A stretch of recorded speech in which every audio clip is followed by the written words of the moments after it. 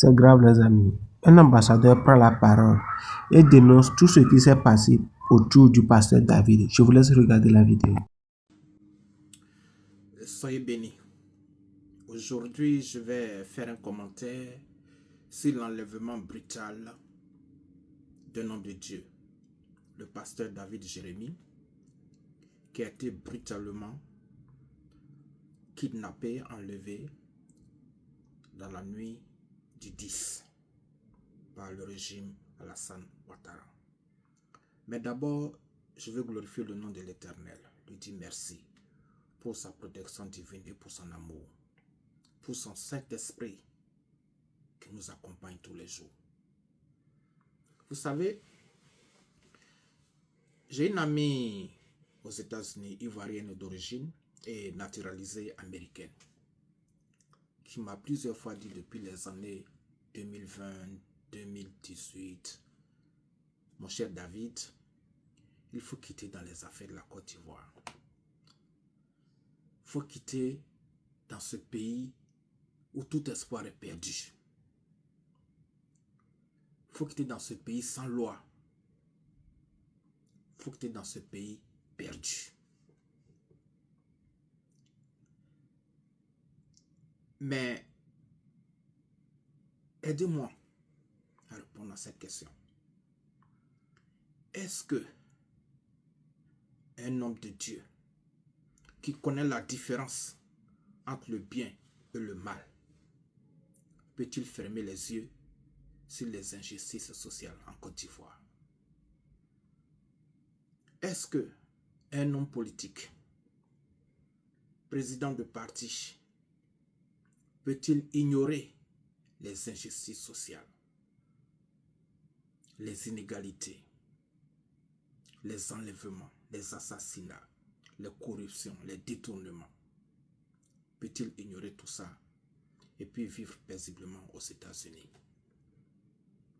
Est-ce que quelqu'un qui a été élevé dans une maison de droit peut fermer les yeux sur la violation continue, répétée, régulière de la Constitution? Et je vais expliquer quelque chose aux Ivoiriens.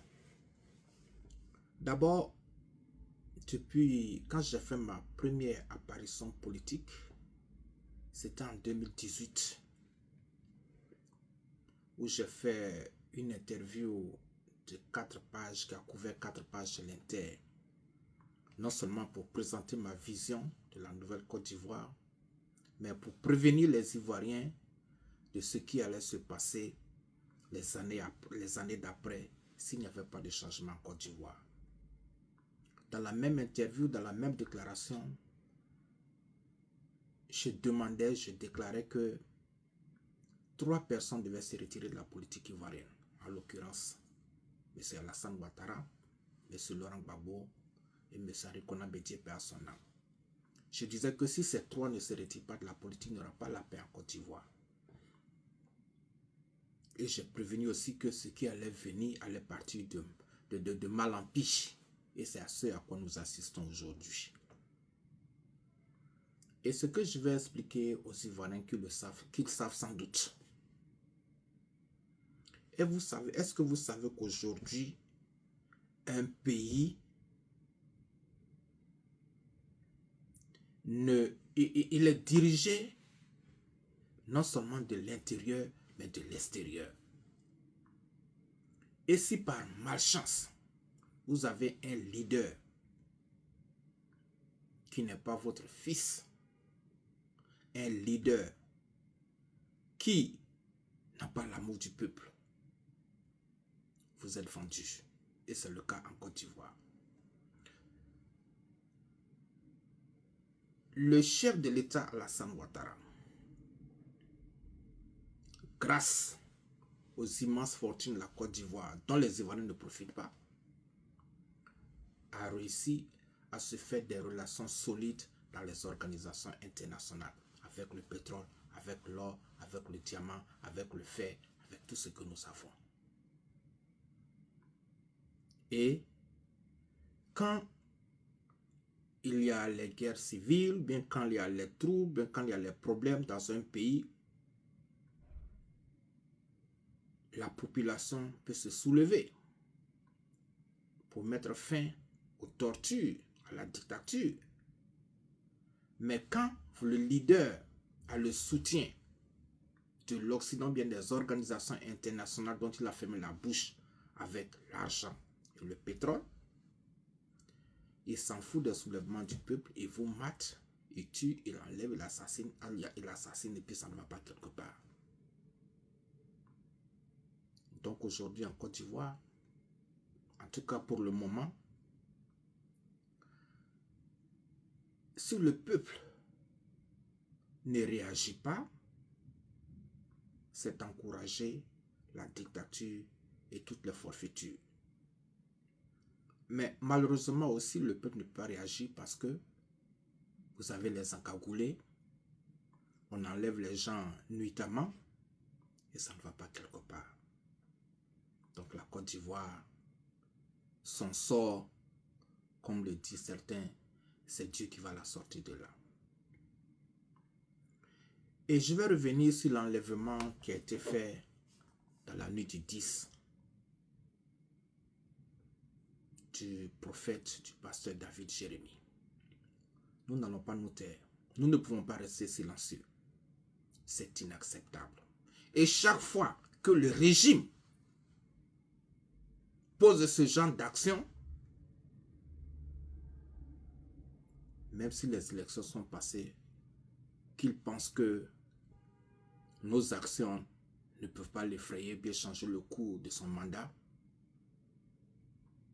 Mais nous allons mettre cela dans les records de la violation des droits de l'homme en Côte d'Ivoire qui continue.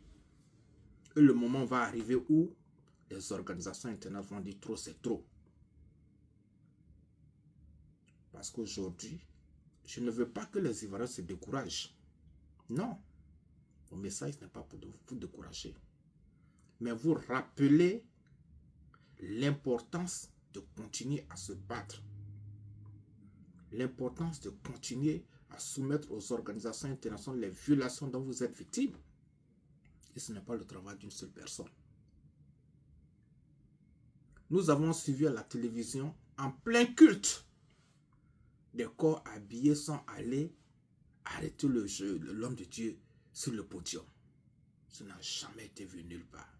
Pourtant, vous savez où il habite, vous savez où il travaille. Mais pendant le service, ça dit, vous voulez l'humilier, vous avez voulu l'humilier. Et non seulement vous avez voulu l'humilier, vous avez voulu humilier tous les chrétiens. C'est ce que ça veut dire au fait. Est-ce que vous pouvez faire ça à une autre religion? Par exemple, la religion musulmane. Vous allez partir dans la mosquée, pendant que l'imam est en train de prêter, vous allez l'arrêter. On a vu ça nulle part ailleurs. Et comme si ce n'était pas suffisant, vous envoyez des brigands que vous appelez des bandits, que vous appelez des représentants des forces de l'ordre, vous cassez les fenêtres. Les forces de l'ordre d'abord s'annoncent avec un mandat d'arrêt. Et puis quand vous venez, vous tapez la porte, police. Mais des gens vont chez lui, commencent par casser la porte, casser la fenêtre, casser les tables, casser la télévision. On a tout vu, le monde entier a tout vu. Et puis vous l'arrêtez, vous le brutalisez, vous l'arrêtez. Mais s'il avait sorti un fusil pour se défendre, vous ne vous êtes pas annoncé. Vous avez dit qu'il a tiré sur les forces de l'ordre. Mais c'est du n'importe quoi en Côte d'Ivoire. Ce régime répondra un jour de ses crimes. Tôt ou tard, ce régime répondra un jour de ses crimes. Parce que, et c'est sur ça que je vais terminer. Le régime ne peut pas se cacher derrière le fait, pour dire que derrière le fait que ce sont les forces de l'ordre qui ont enlevé l'homme de Dieu. Mais nous savons qu'en Côte d'Ivoire, rien ne se passe sans que le dictateur ne soit au courant. Rien ne se passe sans son autorisation. Dans tous les pays, rien ne se passe sans que le chef d'État ne soit au courant. Surtout un petit pays comme la Côte d'Ivoire, où Ouattara a mis les caméras partout. Rien ne peut se passer sans l'autorisation de M. Ouattara. C'est pour ça que j'ai dit l'enlèvement du pasteur David Jérémie, Alassane Ouattara. Rien ne peut se passer sans son autorisation. Mais vous voulez l'arrêter. Pourquoi nuitamment? Pourquoi nuitamment?